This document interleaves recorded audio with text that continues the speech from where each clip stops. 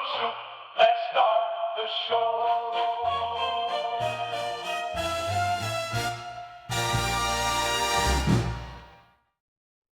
Welcome to the Neverdaily podcast, episode 334. That's 334. That is way too many. Can I get a yay, men? Yay, man. Yay! There goes half the listeners' earballs. Yay! They exploded in joy. Got 7 in the back door. It feels good. Let's do this thing. Okay, welcome. We are chock full of stuff. You know what? Let's do New Music Tuesday on Thursday now. I don't think we've ever done it so early in the show. Let's do it, and then we'll just move from there to the next thing. All right? Mm-hmm. So, Chase, Yes. what new music did you bring to us today? So I brought this song. It's really good. It's called Reaching. I don't really know a lot about this band, honestly. They're a newer band on my list. They're called Good Terms. That's the band. The song is called Reaching from the album Burnout. And if you have little ears around, you might want to earmuff your ears, little ears, because it's got some square words in it. Some 4-letter great. square words. Well, I'll take my headphones off while we're listening to it, and I'll just kind of visually cue myself as to when to come back in so I don't bruise my soul. Thanks, Chase. Thanks for that. Yep, just like warning people of the squares. Okay, so the song is called Reaching By Good by Terms. Good Good That's the title's Terms. cut off for me. Good Terms. Yes. All right, here we go. Someone pick me up, I got enough of this fucking rut. I'm losing touch and I'm needing more of what I'm reaching for.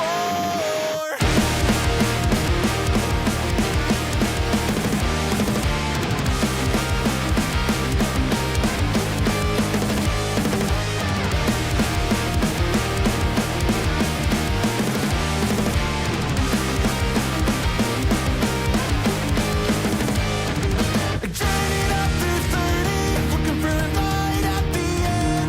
Wrote an album, thought I found it, now I can't get out of bed.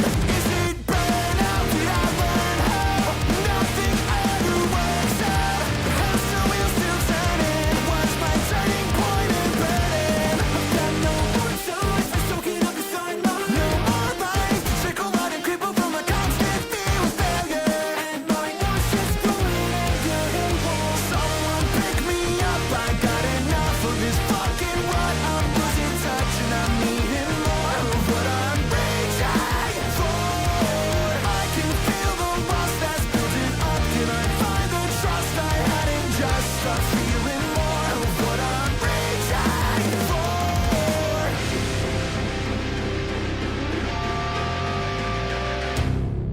Another day, another gray, another L I gotta take. No excuse, I refuse to lose. No slack or press on it. Low gas, I'll step on it. Push from the back. Now's the last time I feel despondent. Climb this mountain till I vomit. No more time for soaking up the sideline. No more life to trickle out and cripple from a constant fear of failure. And my nauseous growing anger haywire. Someone pick me up, I got enough of this fucking rut. I'm losing touch and I'm needing more of what I'm reaching for. I can feel the loss that's building up. Can I find the trust I had and just start feeling more of what I'm reaching? Of what I'm reaching for.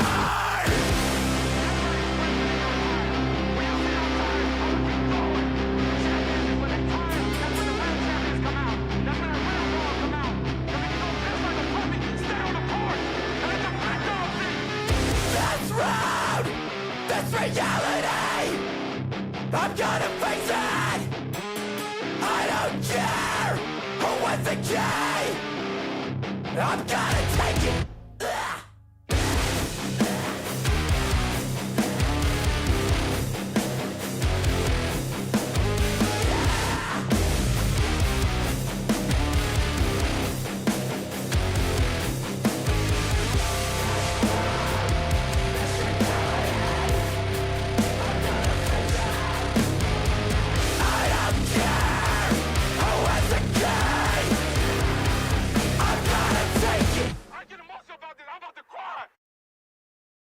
And that was the song.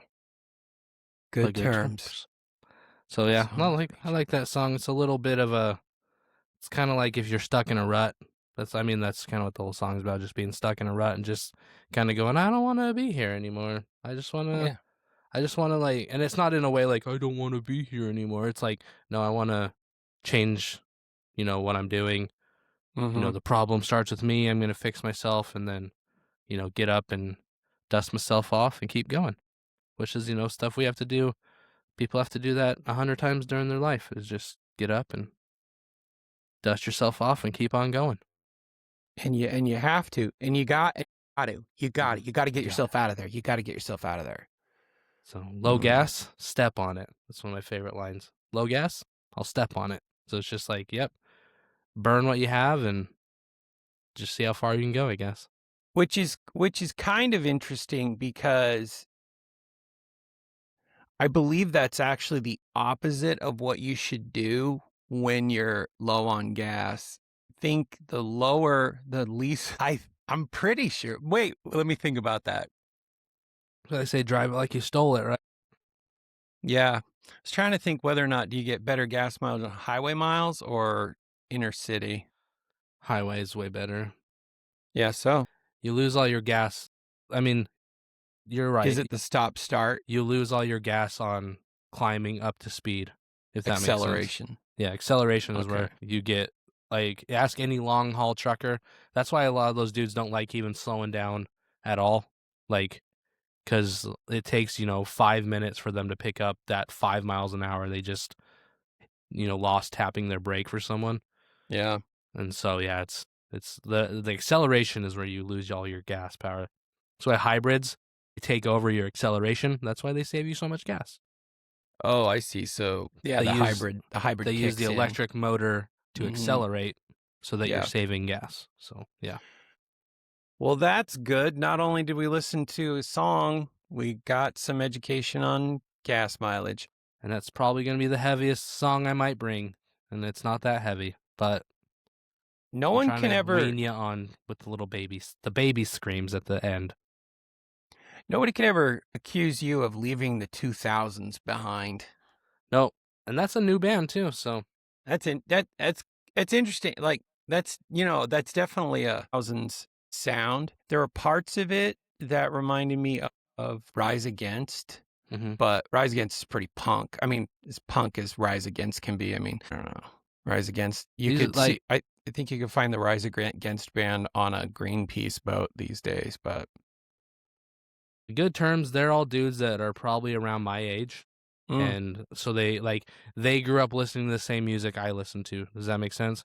Yeah. And so now they're just playing that same music as, mid 30-year-olds now. sure. So it's like, it's not, there is a new band that I heard the other day though.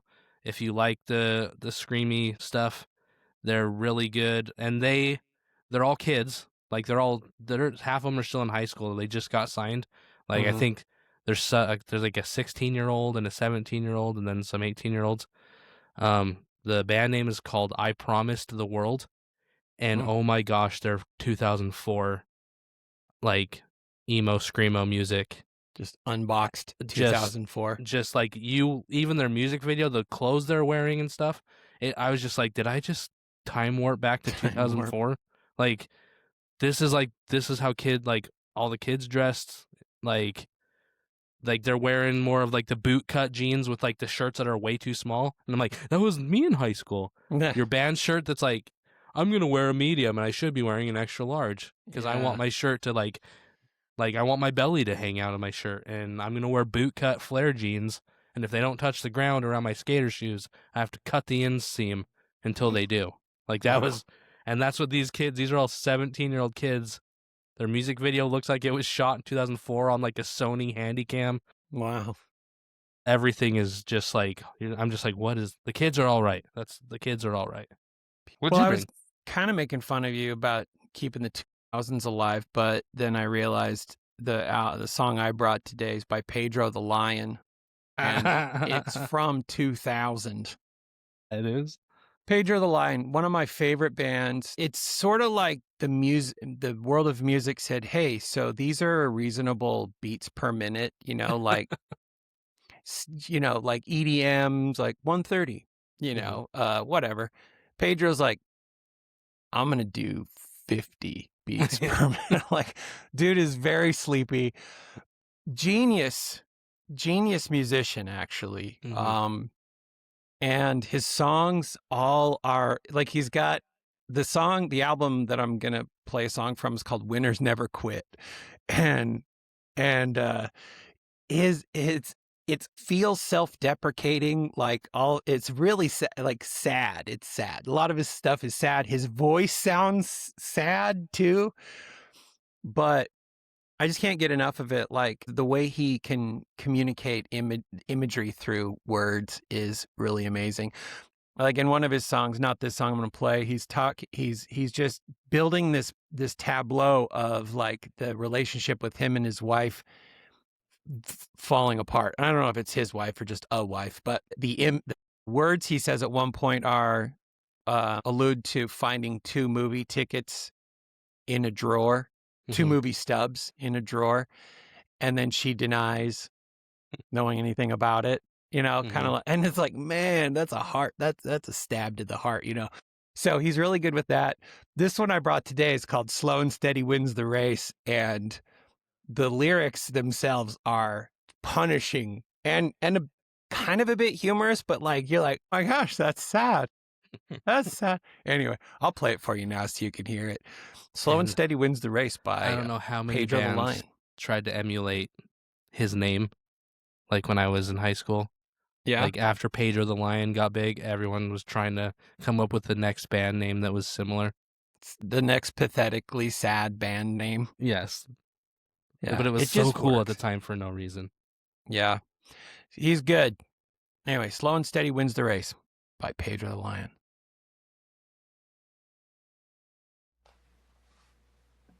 One, two, three, four. All the way to Grandma's house, I stayed on the narrow path, but my brother wandered off deep into the woods, bitten twice by rattlesnakes, tangled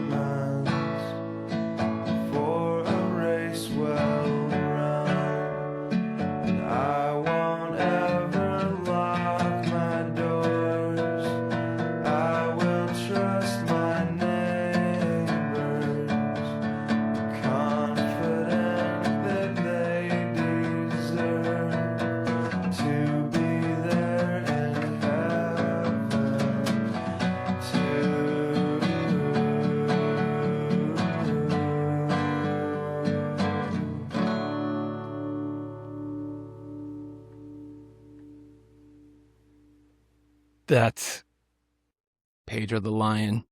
Slow and steady wins the race. I wanted to read the lyrics on one part here because it's. Hold on, I have a guest. Hi. Sorry, to go The kick circle trees park and of have everything sadness. and have everything fall on us. This is Okay, you have your watches on? Yeah.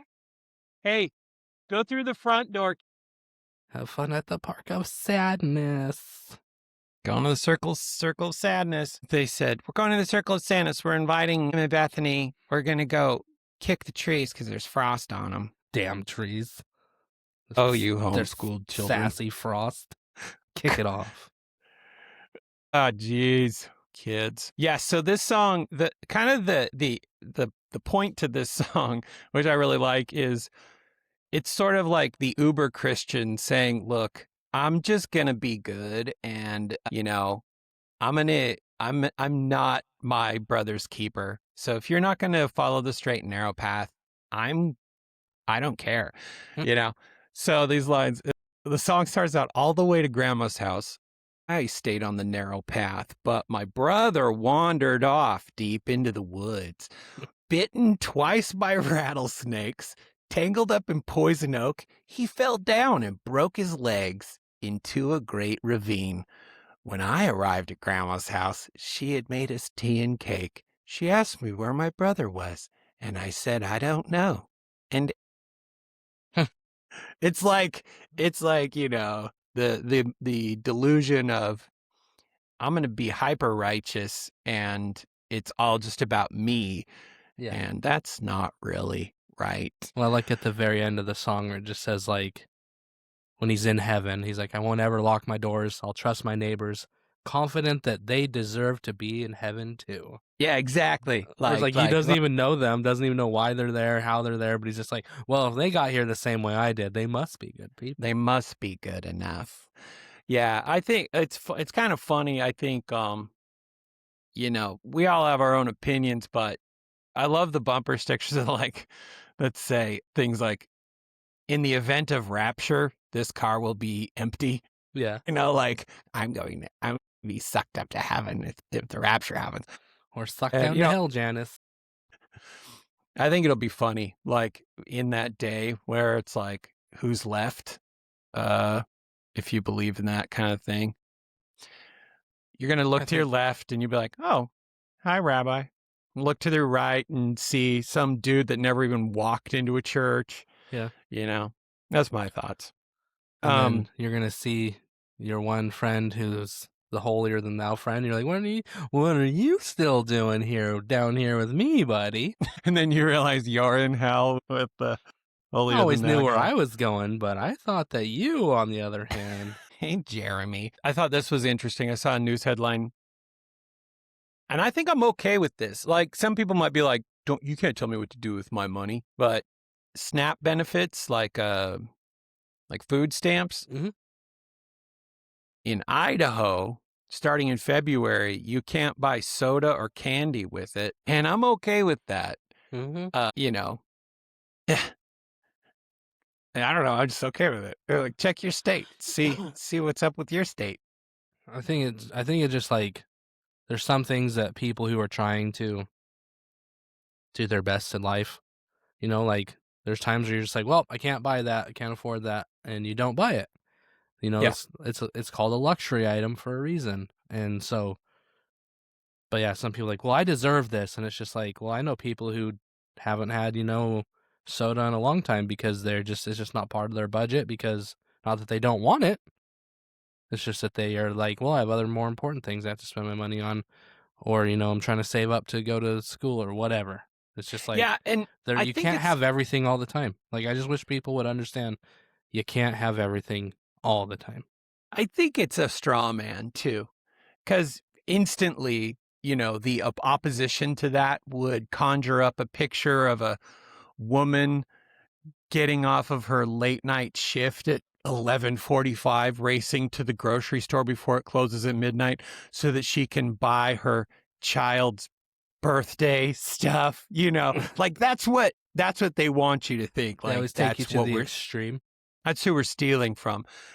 But the truth of the matter is, candy's not that expensive. Neither is soda. So if you're going to opt for that, find $1.26 in your couch and buy yourself a 2-liter, Mhm. you know?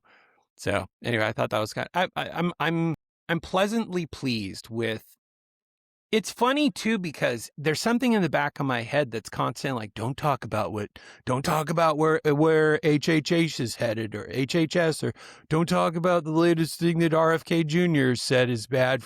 Don't, because like the noise has gotten so weird now that when we talked about it a little while ago, it's like when RFK says that Tylenol there's contributing factors in prenatal consumption of Tylenol with autism. Instantly, and you can even back that up by saying Tylenol tells you not to take it while you're pregnant. And there are studies that Tylenol did that they're like, that's not good. But instantly he says it, and the antimatter in the world goes, no. And then, within a week, you've got a small handful of women who like social media, like fistfuls of Tylenol and died Yeah. because it just shut their liver down. Like it's weird. Like, but I'm happy. I don't know if you saw a little while ago, the food pyramid got turned upside down. Yeah, what's funny is South Park did the exact same thing 11 years ago. Did they? And it was funny because it was true when they did it. When they did it, they literally had like this whole episode of them turning the food pyramid upside down, and then everyone's like, it works better. And then 11 years later, they do it in real life. And it's just like, yeah, congratulations, you're taking advice from South Park now. It's crazy. It's crazy. Oh, hey, okay, so I've got a couple things from, I just came out of like my stupor of thought there for a second. I was like, what am I doing here? I've got a couple things for you from our friends at This Is True. I thought today's are pretty good. They're pretty funny. This one, speaking of like political machinations and things where there's definitely two sides to everything. I got a little nugget about ICE right here. Ooh. It's a weird story. Check this out. Congress awarded the Department of Homeland Security a $170 billion with a B cash infusion that a spokesman says gives ICE the funding for bold, innovative ways to swiftly remove immigrants. I like how this article says immigrants. It doesn't say illegal immigrants. Like that's a red herring there, right? But because I don't think we need 170 billion to swiftly remove just immigrants. That's terrible. No one's for that. Bye, Mom. I'll miss you. Exactly. Some, Kajal Patel's working programming at Microsoft, and all of a sudden, be-doo, his H-1B visa starts on fire. No, that's not what this is for illegal immigrants. One of the new bold, innovative ideas was to purchase new planes instead of hiring more flight contractors to carry deported immigrants out of the country. DHS Secretary Kristi Noem and ICE head Greg Bovino ordered ICE officials to buy 10 737s from Spirit Airlines. Okay. Two, according to police familiar with the order, boost deportation flights and facilitate Noem's and Bovino's travel. When officials checked on the purchases, they realized that Spirit didn't actually own the planes that they sold, and whoopsies. The planes have no engines, which would need to be purchased separately. Sounds like Spirit Airlines. I was going to say, like, if there's an airline where they got thefted before they even noticed it, the Spirit would be the one. It's like they turn their back and their engines get stolen. Like it's a Subaru on a corner in Detroit. I remember I've seen multiple times in the airport where the Spirit kiosk just has like 100 people surrounding it. Everyone's just yelling.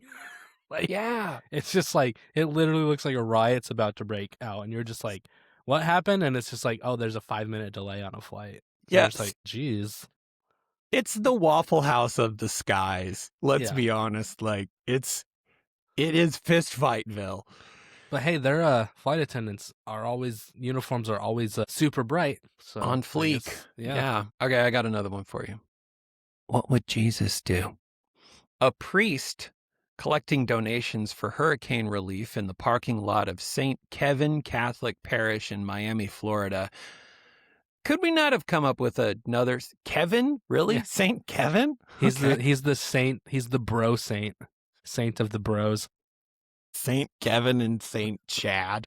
Yeah. Jeez. Anyway, St. Kevin Catholic Parish in Miami, Florida. He's collecting donations for hurricane relief. He's in the parking lot.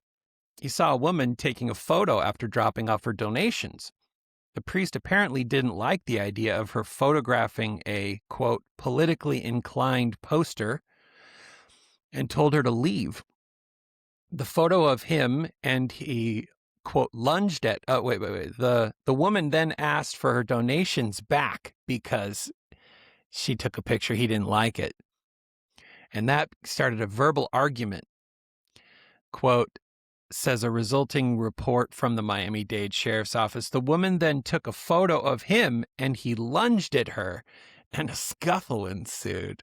Bystanders separated them, but the 72-year-old priest then reached into the woman's vehicle. The woman pushed him out of the way and got into the driver's seat of her vehicle. When he continued to batter her while she was sitting in the driver's seat, the reporter says the priest attempted to pull the victim out of her vehicle, and during the struggle, he ripped off the vehicle's rear view mirror.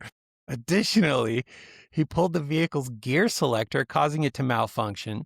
She bit his wrist to force him to let her go. The priest then reached in through another window and grabbed her purse, dumping it out on the ground, trying to find her phone. The woman drove herself to a hospital with cardiac symptoms and was admitted for observation. Friar Jesus Saldana was arrested, charged with felony burglary of an occupied conveyance, felony battery on a person 65 or older, and misdemeanor criminal mischief. Quote, until the resolution of these charges, the church said in a statement, it's father, not friar. I don't know FR. I thought FR was friar. It's father. Until the resolution of these charges, the church said in a statement, father will be on administrative leave. Nothing says charity like parking lot muggings. Wow. I mean, I get it because he's old and like, I don't know. Like, but imagine if she was over 65 because he got Just two old people being yeah. crotchety with each other. So she could have been taking a picture of her donation to like post on social media, be like, hey, come down to St. Kevin's Catholic Church and, donate. But this guy's like, what are you doing? You get on out of here. He was probably in WITSEC for something bro priests do. Oh, yeah. Okay. Yeah. But see, it just said that saw a woman taking a photo after dropping off her donations. Okay. So he might have been in the photo. Oh, maybe there's more to the story. Maybe there's more about Father Jesus Saldana than we know. Yeah. Maybe he was Mm. sent somewhere because of reasons of inappropriateness. It's the way they do it. Yep. Just ship you to a new put you in a new box. I'll say I am 10% knowledgeable on things of church legalese and stuff like that. I do know that churches have the ability in many cases it's sort of like the military in a way where they can handle Internally. certain things internally, whereas like the rest of us civilian population, we can't handle things. The police have to do it. Mm-hmm. I'm on the fence with that. I'm trying to think of why would they let churches have that kind of authority, and I'll bet it's so governments don't crush them. Well, I think some of it I think statute of limitations kicks in, so then it becomes a civil matter instead of a legal matter in some of those cases. So then there's nothing you Yeah. can do legally. Then it all becomes, a civil issue, and it's harder to sue someone when you don't know where they are. Yeah. And so they'll just kind of wrap them up in a little blanket of silence and ship them off to some other place, and hopefully no one finds out where they went. Yeah, it's also interesting because there is a bit of a different dynamic when it comes to churches. So, like, if a father, for example, conducted a pedo ring around the children, the church would be sued Mm-hmm. because the father has no money. So the church gets sued. That's weird. Like, if you think about it, like, that's not the way HP works. Yeah. If a guy gets, if a guy commits sexual harassment or anything inside of Hewlett Packard, Or that maybe guy's, he steals files, or yeah, he's going to get arrested. Not, even though HP was like, "Hey, steal this for us," and then the employee's like, "Okay, here you go," and they're like, "How dare you?" yeah. But we're gonna Oh, keep you're that talking thing. about me. You're talking We're about gonna me keep right that now. thing that person stole. But how dare you? You're in Yeah, trouble now. Yeah, that was unjust. I didn't like that. I did not like that. Hey, Sam, help us keep things running. Okay. Hey, Sam, you're fired. You're fired. That's weird. I just did what you told me to do.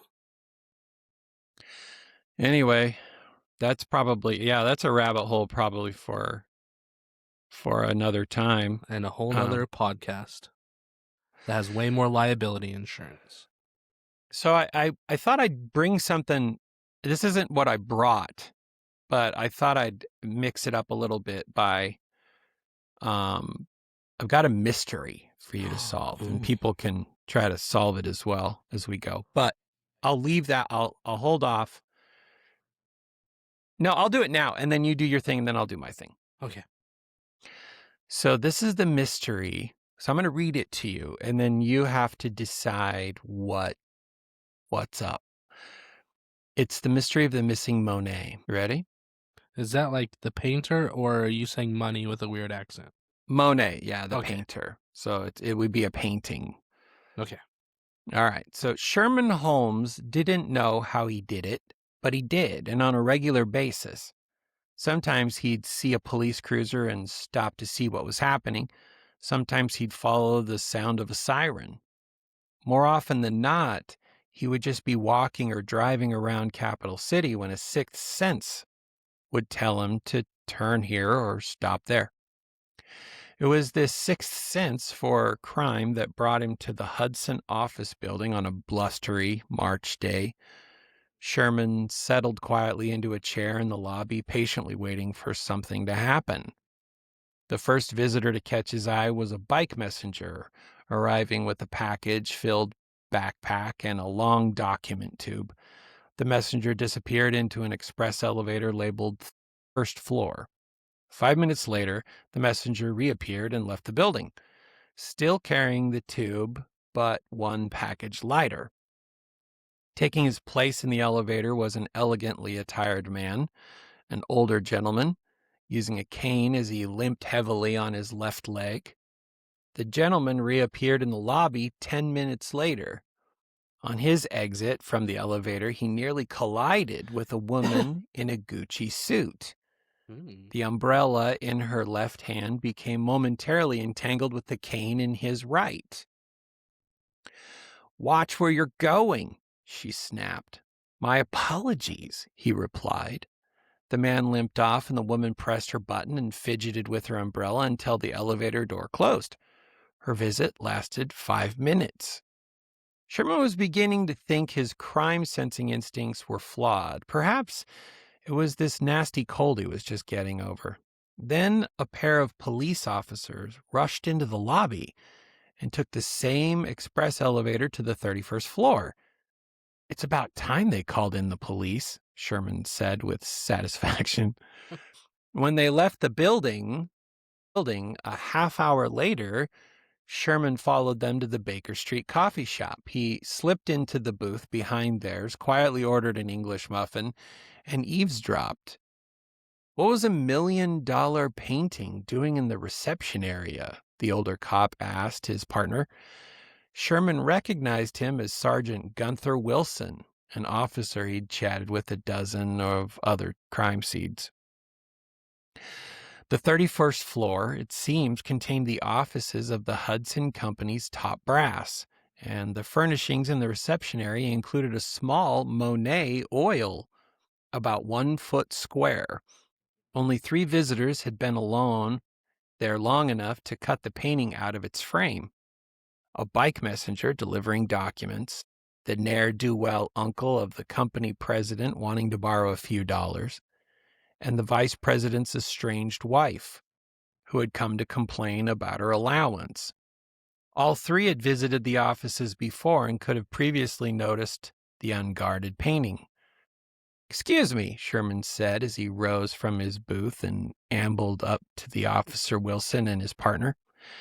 Wilson saw the pudgy little man in his deerstalker cap and frock coat and beamed. "Sherlock Holmes, I presume?" "That was my great-great-grandfather," Sherman answered politely. But I did inherit a few of his modest powers. Would you like me to tell you who stole that painting?" And then he told them who stole the painting. So, based on what I said, who do you think stole the painting, Chase? I'm not good at these. I get too caught up in the story a bit, but without taking the notes. Okay.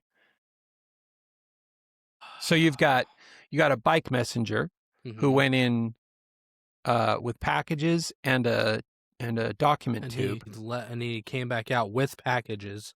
Came back with packages, 1 package light with the document tube still in his hand. Okay. Then you've got the ne'er-do-well nephew who went in limping, had a cane, was up there 5 minutes, came down, ran into a lady who had an umbrella, and her visit was also 5 minutes. And then the police ran up there, and after 30 minutes, they came down and were like, "Why was there even a Monet up there?" Was it the lady? Didn't you say something about how the lady couldn't get her umbrella to work? Let's see. Maybe it wasn't a real umbrella. Let's see. The gentleman reappeared in the lobby 10 minutes later. Okay, so the gentleman came out 10 minutes later. On his exit from the elevator, he nearly collided with a woman in a Gucci suit.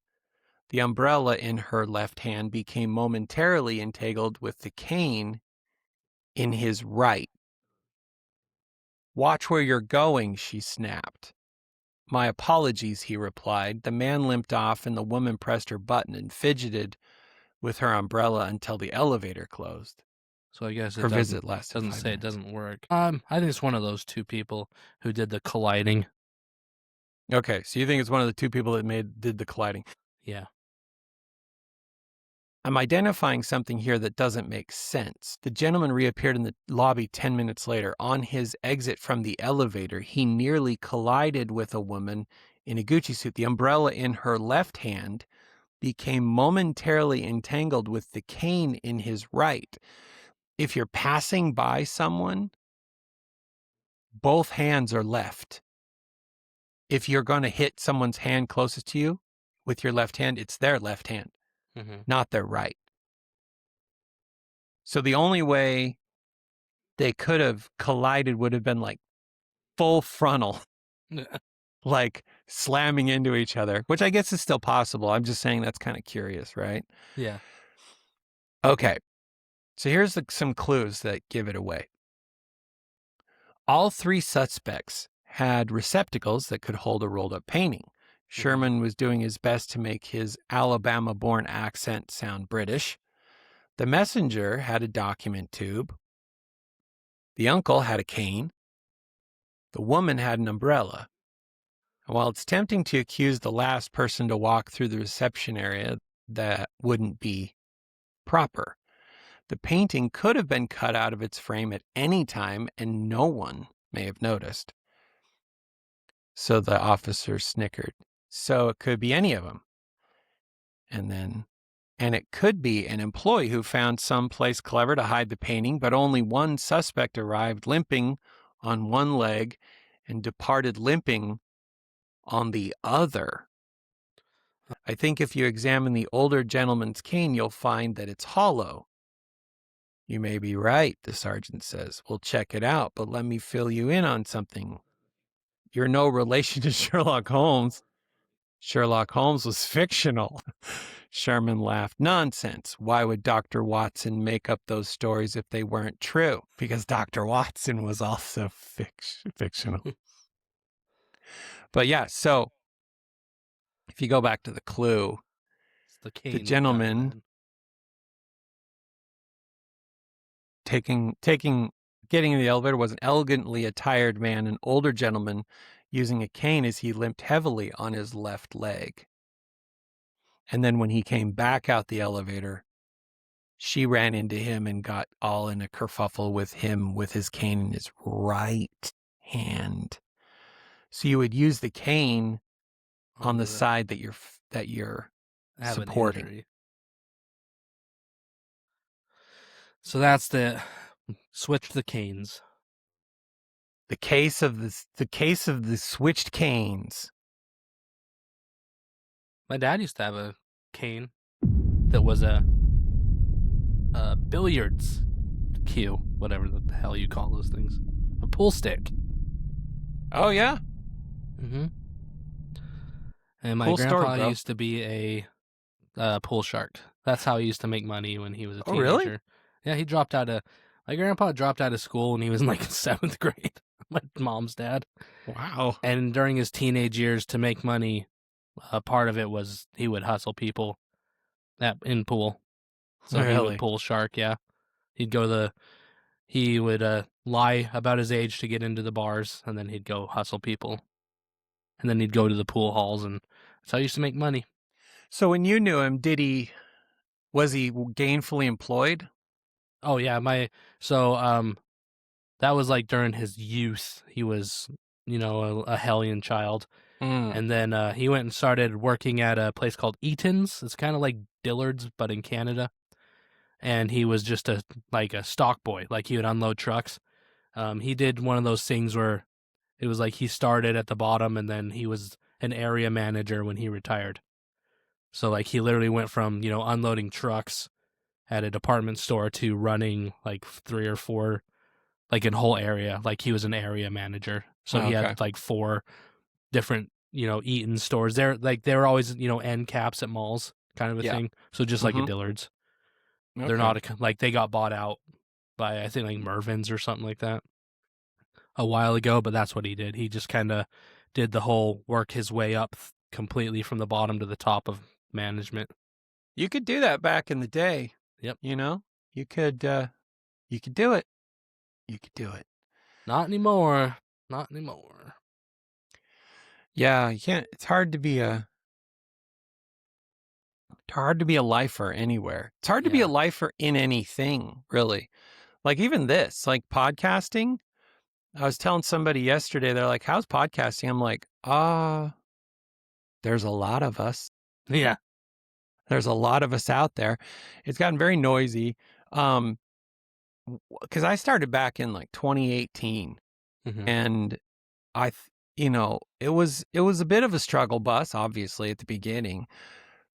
And I thought, oh crap, I'm gonna have to find something new to do during COVID. And COVID hit, and it blew up. Mhm. Like pandemics were great for podcasts because everybody was stuck. Yeah. And since then, it's been like a race to the bottom because big business got involved with everything. So you used to make money off ad rev, and now it's like that one quote from SNL. It's like, what? That's how much for all those ribs? How much for one rib? It's like that's how they do ad revenue now. It's like all your competitors are willing to take $75 for 90 days of BetterHelp sponsorship. Yeah. How about you? Well, then there's all the celebrities who have a podcast that they don't even do anything with. Yeah. They literally show up for an hour and they're handed a script and they go, read this, and they go, okay, blah, blah, blah, blah, blah, blah, blah. And that's been my podcast. Thanks, everyone. And then they leave. And it's just like they don't have to do marketing, editing, writing, anything, but it's their quote unquote, it's their podcast. Yeah, the business is set up. And it's I don't know. I mean, I guess it's sort of like TV. It's like if I wanted to go do a TV show, good luck. I couldn't do a TV show, they'd be like, "Who are you again?" Mm-hmm. I guess that's one of the benefits of being a celebrity is they're like, "Hey, okay, so we'll make a podcast, we'll put this guy on it, and then we're just going to pack him full of celebrities to talk to." Yeah. There are some that are funny and I get it. Like everybody watches them because you want a window into the lives of these people you're interested in, So it's like, what was I? Oh, what's her name from? So Amy Poehler has a podcast, Mm-hmm. and it's not bad. It's not bad. She had one of her cohorts on Parks and Rec on there. Oh no, let me find it really quick. Parks and Rec cast. Why is this so hard? Oh, there we go. Nope, that's the writers. Jeez. Aubrey Plaza. Oh yeah, Aubrey. So she had Aubrey Plaza on there. And it was just kind of a reminder of why people would watch a podcast like that. Because on there, she was like, "So your husband died." Mm-hmm. And I didn't know that. I was like, whoa. So, you're going to watch a podcast like that because you get this window into their lives. They also instant traction because they're somebody people know and care about. But all the rest pushes of us- out the little guys, though. Yeah, Can't well, compete. I'm on the fence with that because it's ridiculously simple to say you're going to start a podcast and hit record Mhm. and everybody can do it. And 99% of the people that approach me, they're like, I'm thinking of doing a podcast. I'm like, okay, what's it on? I'm like, they're like, oh, I'm going to do a true crime podcast. I'm like, okay, talk to me later. Yeah. Which ones do you have unique insight into? Please tell me. Because you're not interesting. And I'm just saying that I wasn't interesting when I began, so it was Mhm. like, you got to find a niche, right? I'm still not interesting, depending on who you ask.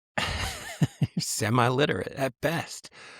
Yeah. So, I mean, it's very noisy, very noisy. I'm not quite sure I thought that mystery was podcast worthy. Like, I don't know if reading a mystery on a podcast and then saying who did it, I don't know if that's good. I don't know if it worked. Oh, plus you're working with the bottom of the barrel here. That's me. Oh, you mean as far as mystery? I'm just like, buffs? yeah, I like the story. Oh, that was a mystery? I'm supposed to solve it now? I can't read. I want an English muffin. Yeah, I want an English muffin on Baker Street. All right. What did you bring, Chase? I hope you like horses. Love them. Thanks for asking. Have you ever heard of the horse Lady Wonder? No. No relation to One Direction. This is Lady Wonder, and this is the horse who allegedly read minds, but not the room. So sometimes you meet a person and you just know they're going to be trouble. Have you ever had that experience? Or you just see someone and you're like, they're probably, like, sometimes you just see someone and you're like, that's a Karen, and I'm about to witness something great. Yeah, I wouldn't say I'm great at that. I'm sort of, I enjoy meeting people and I'm curious about them. But yeah, every once in a while I'll meet somebody and be like, oh, you're smarmy, Yeah. like out of the chutes. Or you can tell someone, you're just like, yeah, I know that if I make that person mad, they're going to want to punch me in the face. Like, even if I, like, accidentally tripped near them, they would get mad at me for some reason. Because Like they're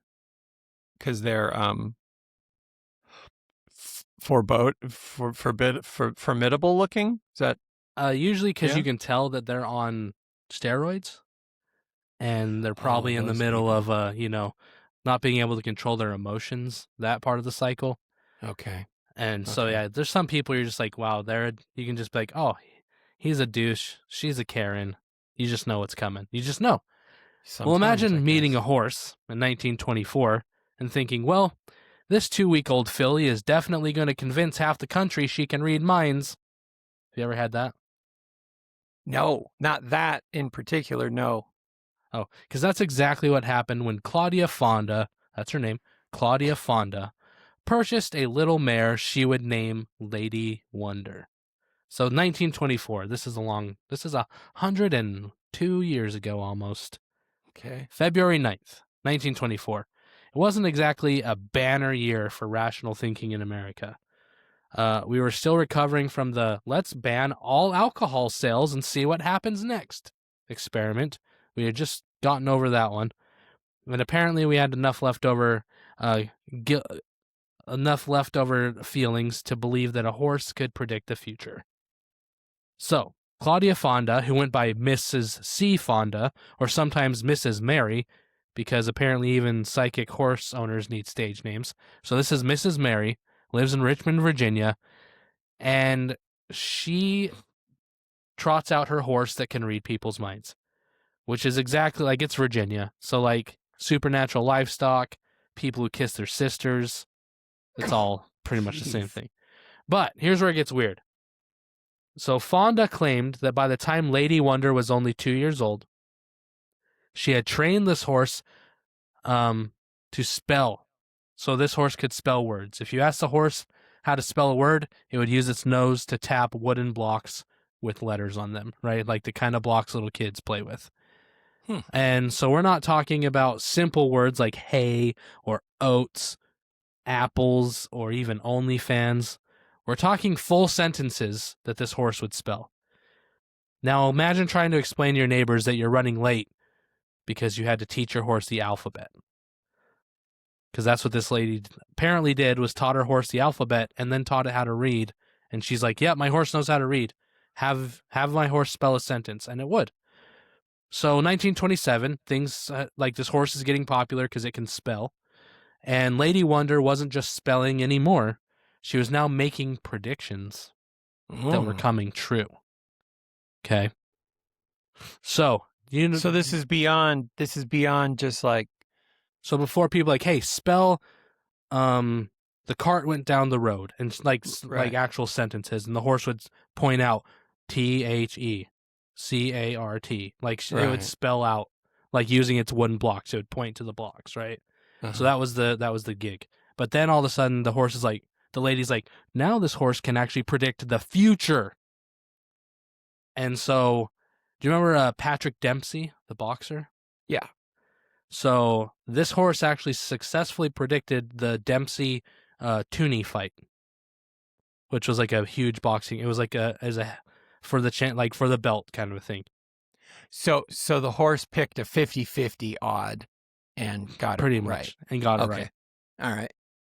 And so for those of you who don't follow 1920s boxing, and for Sam, who probably doesn't remember back to his mid-30s, this was like predicting the Super Bowl.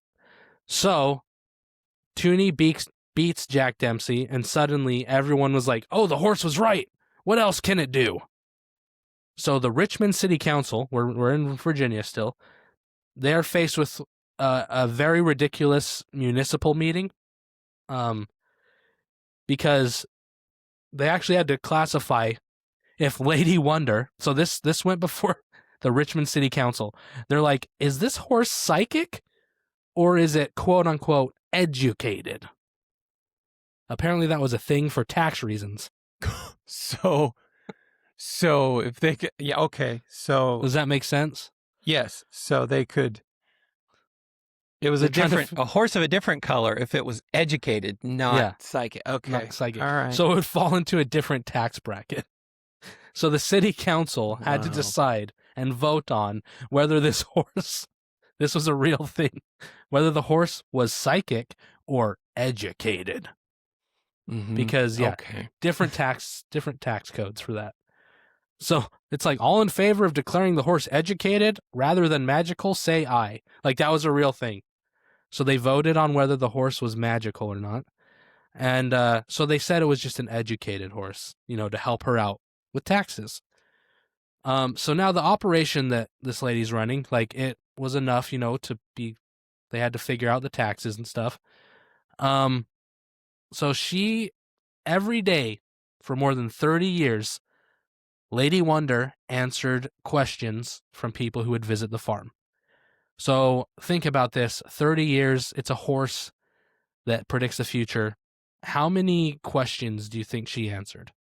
So you would bring in 3 questions, you'd pay $1, and then maybe the horse would have a premonition about your question. So how many questions do you think this horse took during its lifetime? 30 years. Gosh. Probably, I would guess hundreds. 150,000, approximately.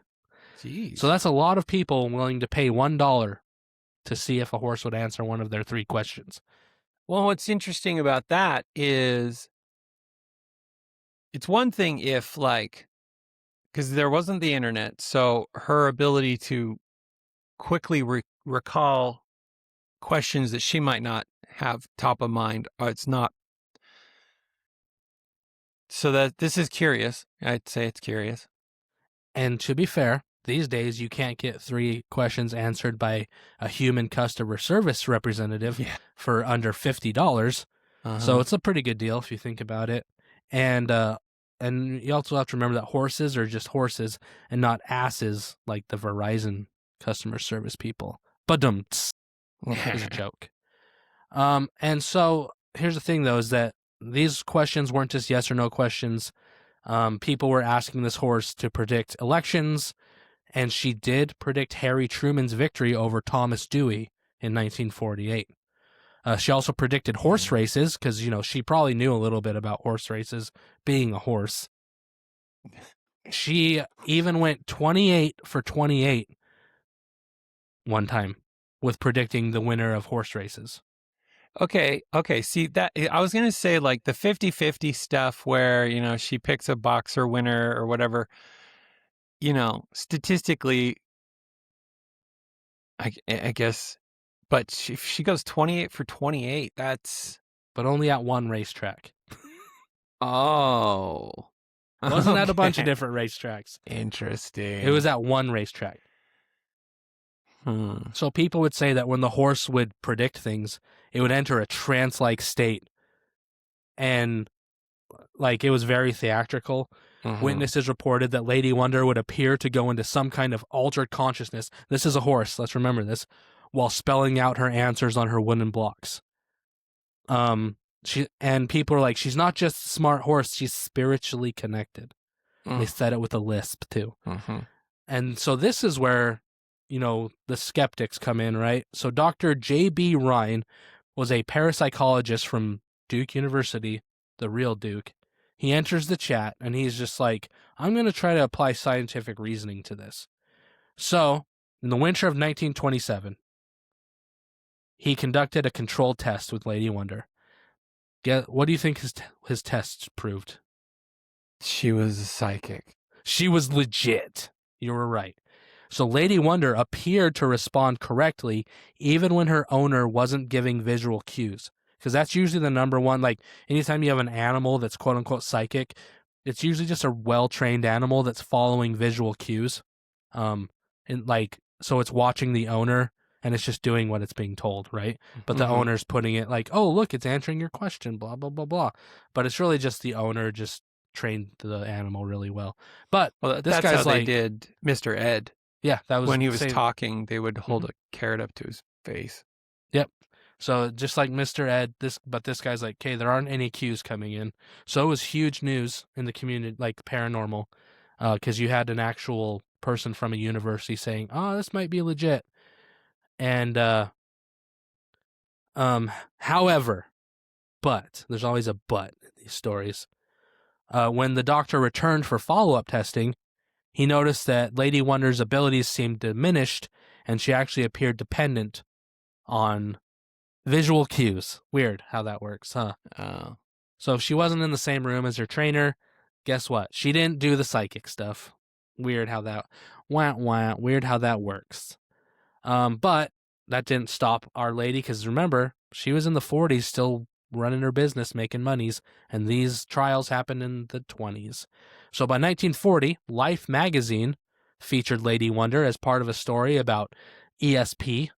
But when Life wrote about the horse, they put it as the educated horse, not the psychic horse, just like the council voted on many years before. The article noted that while she had supposedly lost her psychic powers at some point, she could do math now. So it's like saying your 8-ball doesn't predict the future anymore, but it's still fun to use. It's still fun to read the little triangle after you shake it up. So she wasn't good at this when her trainer wasn't in the room. Yeah, and so it got to the point where they eventually said she's not psychic anymore, that she lost her psychic ability.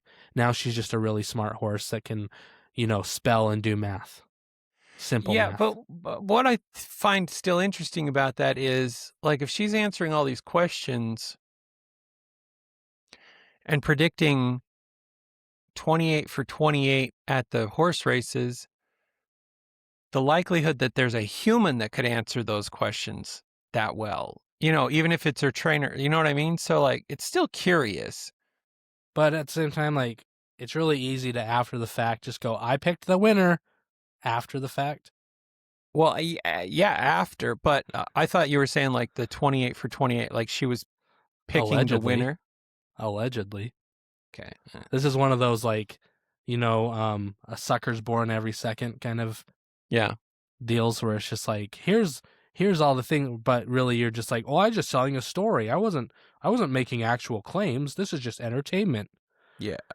And so, but I mean, I'm not saying I believe it. Yeah. But so remember how, like, in how Life magazine, they're just like, oh yeah, it's an educated horse and it's not psychic, and the owner's like, yeah, she's not psychic anymore. 10 years later, the horse is psychic again, magically. And now the horse was helping police to solve missing persons cases. Oh, great. Oh, good. So in 1951, a boy went missing in Massachusetts, and somehow Lady Wonder became involved in the search. So the horse actually spelled out with her little blocks, Pittsfield Water Wheel, which was interpreted as Pitfield Wild Water Quarry. So there's a place called Pitfield, 2 words, Wild Water Quarry. But she had spelled out Pittsfield, 1 word, Water Wheel. But apparently it's the same thing. And guess what? The boy's body was actually found in that quarry.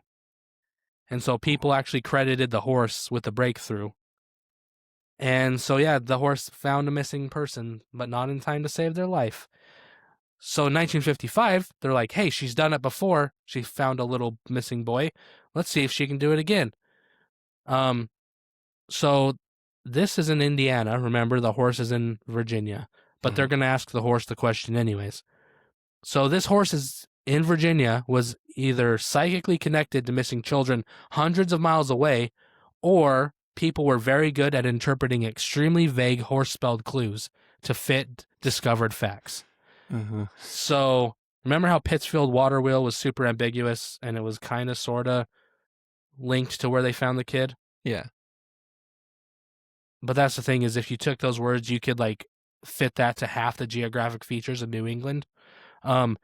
So now this time the horse gives a very vague statement, and the skeptics were just like, nah, not real. So magician John Scarn had already been demonstrating how... Wait, did you say John Scarn? Yeah. Like he's a Michael magician. Scarn? Yes. I feel like now this is all made up now. So this guy named John Scarn, he's a magician, but he's like one of those magicians that shows tricks. Like, he's a debunker. Okay. And so he went and showed how the horse was most likely trained, and then he showed how you can do subtle cues that people don't pick up on. So then he basically debunked it. He's like, look, like, I just gave 10 cues and you didn't even know. You know what I mean? Like, he just showed how it was done. Yeah. Milbourne Christopher, who was another magician, he also was like, yeah, This is how it's being done. He kind of blew the whistle on this lady. And that's where Lady Wonder's reputation was finally destroyed by two magicians. Wah, wah. So she actually, Lady Wonder, passed away on March 19th, 1957 of a heart attack. She was 33 years old. And ironically, she had apparently already predicted her own death because the horse said that she was going to die around age 30. Yeah. But, 3 whole years, 10% of your life, that's a good enough buffer, right? So that was like the last thing. People were like, see, she was real. She predicted she'd die in her 30s. Mm-hmm. And it's just like, how long do horses actually live for? Oh, weird how we already know that number. So she was buried at the Richmond Pet Cemetery, and afterwards her owner, Claudia Fonda, retreated into seclusion, never talking about her magic horse again. So the whole thing literally ended overnight when the horse died. And so yeah, like, was she really a psychic? Was she not? Who cares? There's a horse. Who cares? For 30 plus years, thousands of people were willing to pay money and ask questions to a horse, and they all believed the answers were real. So does it really even matter what me and you think? This lady made a bag off this horse, got super famous. So like, you can, like, scientists, anybody, like, you can put on the show, fool millions and billions of people, and then disappear forever with a big old bag of money like Dr. Fauci did, and just like this horse lady did. Burn. And then, yeah, so it doesn't need to be real. You just need to make money from it. That's pretty much all you need to know from this story. Doesn't matter if it's real. Doesn't matter if you're a real doctor or not. Can you make money? Mo, I'm trying to think of like there's very few cases of like cold cases of we don't know how they did it. When it comes to like this kind of thing, Mhm. psychics, or I don't want to say psychics necessarily, because I don't know. I think some people have pretty wild gifts out there, but But usually the people that have the real stuff, like, if you believe in that, they usually keep it on the DL. well, and I've made that argument before. It's like, if you really had those powers, would you be I don't know, peddling them? The answer is probably no. Yeah. You'd probably be a bit reluctant. Like, I've thought about, like, if you could see dead people, or, if you had visions of like that kind of a thing, it'd probably be something you're not interested in revisiting very often, on the regular, but I digress. Well, thanks for the, Yep. I like telling horror stories. yeah. I thought I'd bring something very modern. The Wives of Henry VIII. That might be even older than my story. I think it is. So, Henry VIII was crazy. We all know this. It was crazy in a lot of ways. But one thing he's very famous for is having a ton of wives. So I thought I'd read you a little bit about his 6 wives. And do we really know about them? Like, do we really, or don't we? And a lot of you are like, you know what? I was just thinking that the other day. Do I really know the true details on Henry VIII's wives, or not? Or am I just full of falsity? As you're driving to your 9 to 5, you're probably thinking that. All I think about is how good his pantyhose game was. Yeah, he did have a pretty wicked pantyhose game. Yeah. It was tight. Oh, All right, here we go. I'm going to read this. A true Renaissance man and child of privilege, Henry VIII spent his youth enjoying life's finer pursuits, learning about music and language and the arts, sports. If you look at a picture of Henry VIII, you'd be like, sports? Really? Well, and then also, Really? which picture are you looking at? The ones where they tried to make him look like a normal human being? or the Yeah, ones where he looks like he was made out of Play-Doh? yeah, it's yeah, he's rotund to put it bluntly. Yeah. Sports, though, also poetry and architecture. So during those years, he also picked up a penchant for vice, earning a En français. steadfast reputation as a gambler and, most notably, a womanizer. You don't say. Yep. Although Henry was second in line to succeed his father as King of England and Lord of Ireland, his elder brother's death left the position open. Henry took over the monarchy just shy of his 18th birthday. Ugh. Imagine an 18-year-old running a country. No, I don't want to do that. That's so mid. But he was more interested in entertainment than politics, which was to all of his handlers was probably just fine. Mhm. But except for he was the king, so it wasn't like they could just put him in a room and until his prefrontal cortex continued developing. They were stuck with him. So the new king took a couple of years to get settled into the business of running England, but he was quickly thrust into his first marriage. Undeserved as his lecherous reputation might be, monarchs were expected to play the part of the playboy. Henry certainly did run up quite a collection of wives, total of 6 by the time of his death in 1547 at age 55. First wife, marriage to wife number 1, Catherine of Aragon, was an arrangement pushed by her father, King Ferdinand II of Spain, and Henry's own father, Henry VIII.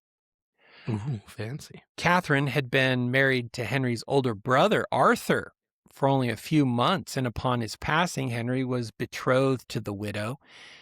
In this way, the fathers were guaranteeing an ongoing union between England and Spain, which was an important thing back then. It took Henry nearly a quarter of a century to end this marriage of convenience, but he was finally granted an annulment on the grounds that Catherine had once been married to his brother. That's interesting. The Pope refused to grant his annulment, so Henry arranged to receive it from the Archbishop of Canterbury. This severely damaged Henry's and England's relationship with the Roman Catholic Church. 3 years later, Henry closed Catholic monasteries and abbeys all over the country. Who'd have thought? Then we have Anne Boleyn, Oh. Marchioness of Pembroke, was a lady in waiting who became the other woman. Anne was an English noble educated in France who provided reputable servitude to Queen Catherine. During her period of personal assistance, Anne and Henry began their affair, with Henry proposing marriage roughly 6 years prior to his annulment from Catherine. An argument that had been made that their pair did not consummate their affair until Henry's annulment was final. Sure. Yeah. Others claim she was pregnant when she got married. So there's that kind of shoots down that whole theory. According to the theory, Anne was not so moralistic that she wouldn't engage with a married man. She had simply seen the fate that befell her sister, Mary, when she carried on with Henry. When Mary Boleyn finally gave in and consummated her affair with the king, she was rewarded with a pink slip and sent packing.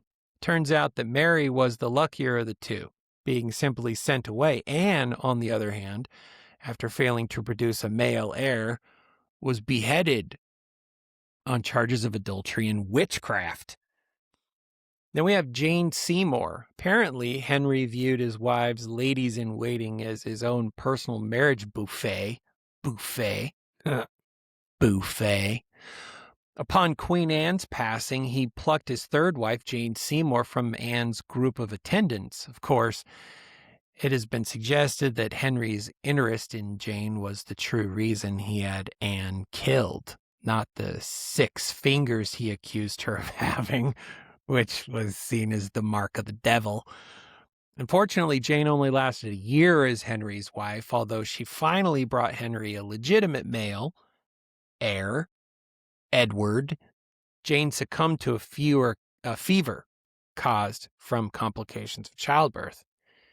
And then we roll on to Anne of Cleves. On the market yet again, Henry once more tried his hand at an arranged marriage. Following his chancellor's advice, Henry agreed to marry Anne of Cleves for her family's advantageous political ties to both the Catholic Church and the Protestant Reformation, playing both sides of things there. With the nuptials already scheduled, Henry was said to have voiced his misgivings upon finally meeting his bride-to-be. Although striking in personality, Anne was not as agreeable in appearance as the king had hoped. He likened Anne's visage to that of a horse, although he followed through with the vows. Anne, dubbed Flanders Mare by Henry,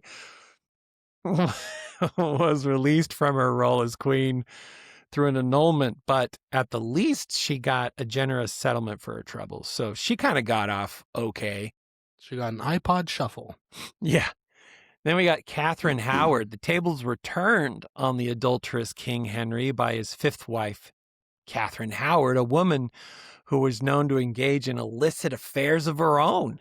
Even before settling down with the king, Catherine, who was Anne Boleyn's first cousin, was intimately involved with many men about town. Soon after they were wed, the king discovered that his bride was still sowing her oats with other suitors. Apparently, what's good for the gander was most certainly not good for the goose, for Henry said, "Off with her head," and Catherine was no more. Then we follow that Catherine up with another Catherine. Henry's sixth and final wife, Catherine Parr, was famous for her own lengthy list of marriages. 2 marriages before Henry and 1 after. At least we know from that she didn't die from Henry's hand. Catherine holds the record for the most married queen in English history. She's also the only one of Henry's 6 brides to make it out of her marriage alive and without an annulment. Only 4 years after their wedding, Henry died at age 55 from obesity-related complications. Whoopsies. Catherine escaped the fates of Henry's first 5 wives and survived as a widow, free to marry one last time to Thomas Seymour, Jane Seymour's brother. So that's interesting. At the same time that he's marrying all these people, there's a whole thing happening with the London Tower, the Tower of London. This is a place where people that just were an inconvenience to the crown were sent. So you've got Queen Catherine Howard, Henry's 5th wife, was beheaded for adultery on the Tower Green. With her went her lovers, Thomas Culpeper and Francis Dereham, and her lady-in-waiting, Jane Rochford, were all beheaded that day. Jane was instrumental, actually, in the downfall of 2 queens. She arranged the actual trysts for Catherine Howard, for which both were executed. Oops. Yeah. And she had previously testified against her husband, George Boleyn, and sister-in-law Queen Anne, helping them to their graves by accusing them of incest. Yeah, so then you got desperate to marry Jane Seymour. Henry had his second queen, Anne Boleyn, executed on trumped-up charges of adultery and witchcraft, accused and killed. With her were her brother, George, as well as Henry Norris, Francis Weston, and William Brereton, who had been close friends with the king. Anne's musician, Mark Smeaton, was also executed for supposed adultery with the queen. Man, when you got get a queen executed, you get executed, everyone gets executed. It's kind of like the Egyptians when, Pharaoh died, let's kill all of his slaves to go Time with to him. Start again. Then you've got the royal house of Plantagenet. nearly became extinct under Henry's rule, the Plantagenets were descended from earlier kings of England, primarily the profligate Edward III, and possibly had a better claim to the throne than the Tudors. Those who made this assertion publicly were often executed on petty or unfounded charges. Then you got Edward Stafford, the third Duke of Buckingham, was beheaded for being the leader of nobles who were openly resentful of Henry's reliance on low-born ministers such as Cardinal Wolsey, the son of a butcher. So they were all leet, and they wanted him to be leet, but he wasn't leet. So many historians believe he was also killed because he was part of the royal Plantagenet family, and it bragged that his family was more royal than Henry's. That's kind of a mistake. You shouldn't do that. My dad's more royal than your dad. King Henry's paranoia grew as he edged closer to death, and Henry Howard, Earl of Surrey, and son of the Duke of Norfolk, was one of those who paid the price. The king became convinced that Norfolk and Surrey were planning to grab the throne from Henry's son Edward when he died, so both were sent to the Tower. Surrey was beheaded, but his father was saved only because Henry died the day before he was to be executed. Then you got Thomas Howard, the third Duke of Norfolk, narrowly avoided losing his head when Henry VIII died the day before. I just said that. He was released in 1533 by Queen Mary I. Margaret Pole, the 67-year-old Countess of Salisbury, suffered one of the most gruesome beheadings on record. She refused to put her head on the block, saying that she was no traitor and therefore had to be forced down. The executioner's first blow struck her shoulder, according to some accounts. She then jumped up and ran from the executioner, who struck her 11 times before she finally died. He's either really bad at his job or he really takes too much pleasure at his job. Oof.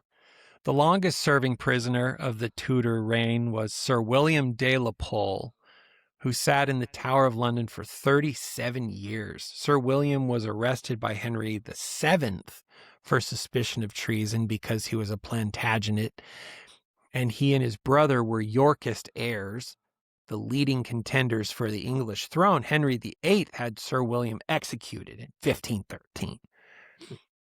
Being Henry's most trusted minister provided no protection from the executioner. Thomas Cromwell rose to power in 1532 and was a major figure in the English Reformation. Like many of Henry's I would have hated to have been one of Henry's advisors. Because you like having your head on your shoulders? Yeah, I'd rather have that. His fall was caused by his support for one of Henry's wives, in this case his arrangement of the king's marriage to Anne of Cleves, whom Henry despised, the horse-faced one. Cromwell was sent to the block in 1540. And then we got one more. Anne Askew. Her execution proved that Henry considered Protestants to be heretics. She had been arrested for preaching Protestant views and was cruelly racked to get the names of other prominent reformists.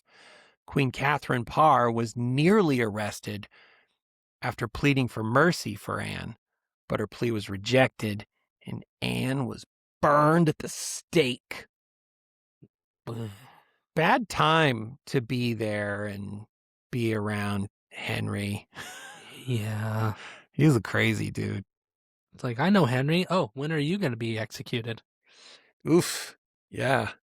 What are your thoughts on Henry? I'd rather not say. I Death. keep my head. Anyway, that's what I brought. That's what you brought. I brought a mystery. I'm kicking myself. The mystery wasn't solid. It wasn't good. It was stupid. So Hey, stuff happens sometimes, okay? yeah. It's not you. It's just blame me. I'm too dumb for mysteries. I was just I can't trying to. even I'm read. like, what else could we do on the show that's kind of interesting? And that was not it. So, forgive me. Anyway, we'll be back if I can figure out how not With to a do new mysteries on a mystery. podcast next time. And Bring your thinking thanks. caps. Thanks for being here, everybody. Mhm. Soup. Bye. Bye. So soup, soup, let's start the show.